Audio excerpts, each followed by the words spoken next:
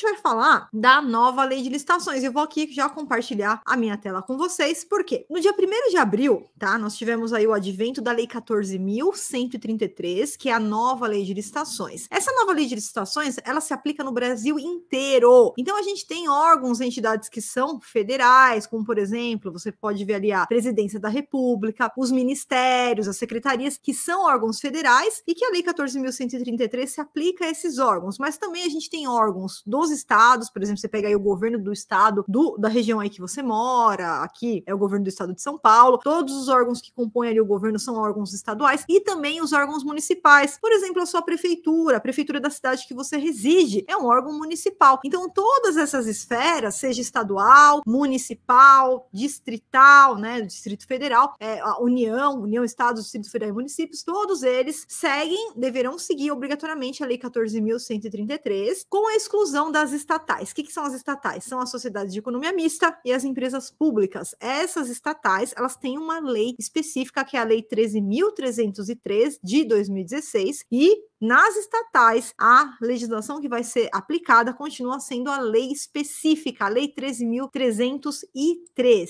E aí é uma dúvida comum, né? Será que essa nova lei ela já entrou em vigor? Sim, a lei 14.133 ela entrou em vigor na data da sua publicação, né? No dia 1º de abril de 2021. Porém, o que acontece é que a gente tem ali uma demanda onde não é só o analista de licitação, mas também os órgãos públicos precisam se adaptar às regras da nova lei antes de começar a efetivamente aplicar. Então, no dia da sua publicação, ela já entrou em vigor. A rigor, se qualquer órgão, qualquer estado, qualquer município quiser já fazer uma licitação com base na nova lei, pode fazer. Porém, o que você tem que entender? A lei 8.666 e a lei 10.520, que são as leis atuais sobre licitações do Brasil, elas ainda não foram revogadas. Elas serão totalmente revogadas a partir do dia 1º de abril de 2023. Então, quando chegar no dia 1º de abril de 2023, aí a gente não vai mais ter a lei 8.666, nem a lei 10.520. Claro que os contratos que foram firmados ainda na égide da legislação anterior, eles vão ter sua vida toda regida pela lei que estava vigente na época da sua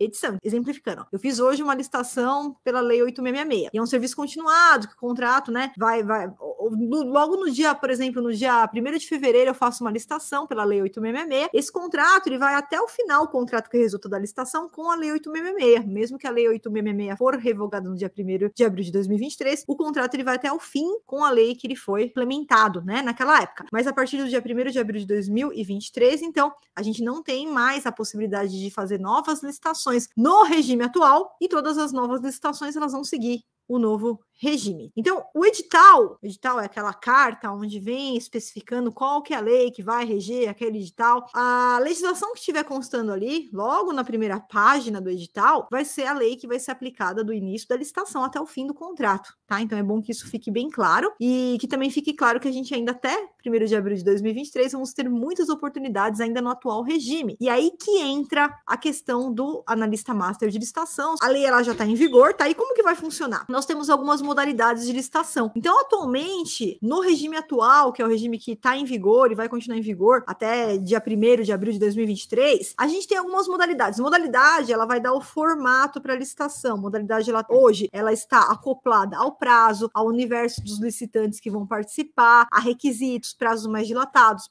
prazos mais céleres. Então, a gente tem a concorrência, a tomada de preços, o convite, o concurso, o leilão e o pregão. E dessas aqui, a gente tem alguns convites que são eletrônicos, mas a concorrência e tomada de preços são modalidades presenciais hoje, no regime atual. Porém, o pregão é a modalidade mais utilizada em disparado, e o pregão eletrônico, ele é o topo da lista. Quer dizer, o pregão eletrônico, se você for pegar hoje as licitações, mais de 90% das licitações são realizadas por pregão eletrônico. No governo federal, se eu não me engano, mais de 94% desde 2018 já era realizada como pregão eletrônico, quer dizer, uma modalidade que acontece online, pela internet. E os estados, os municípios, desde 2019, desde 2020, 2021, também foram implementando aí, e hoje a gente tem a maior parte das licitações, mais de 90% realmente em todo o Brasil, sendo realizada de forma eletrônica. Mas hoje a gente ainda tem algumas modalidades que são presenciais, apesar de ser exceção, apesar de ser muito menor, a gente ainda encontra, sim, modalidades presenciais, mas você consegue hoje já deixar sua carreira totalmente ali definida. Se você quiser falar, olha, eu vou participar só de licitação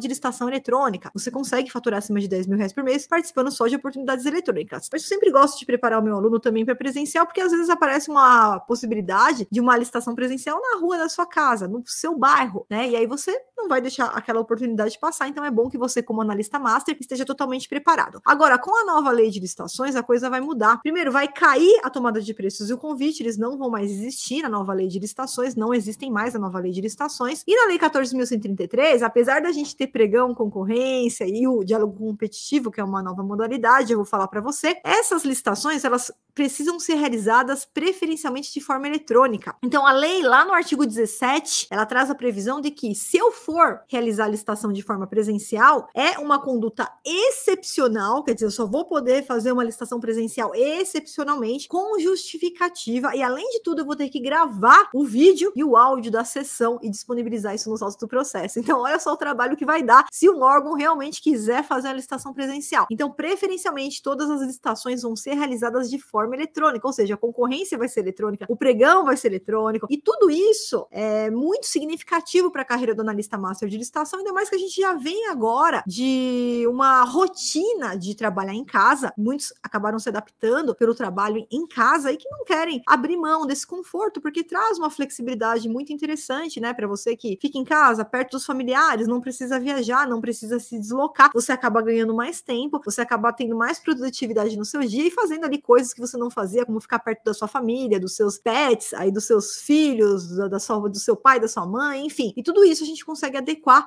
à rotina do analista master de licitação. E aí você pode se programar ainda melhor, porque com a nova lei, essa regra vai chegar para ficar e é um caminho sem volta, tá? Então a possibilidade do analista master efetuar todo o seu trabalho unicamente da sua casa, tendo ali uma mesinha no cantinho com um computador ou um notebook, acesso à internet e o conhecimento do analista master de licitação.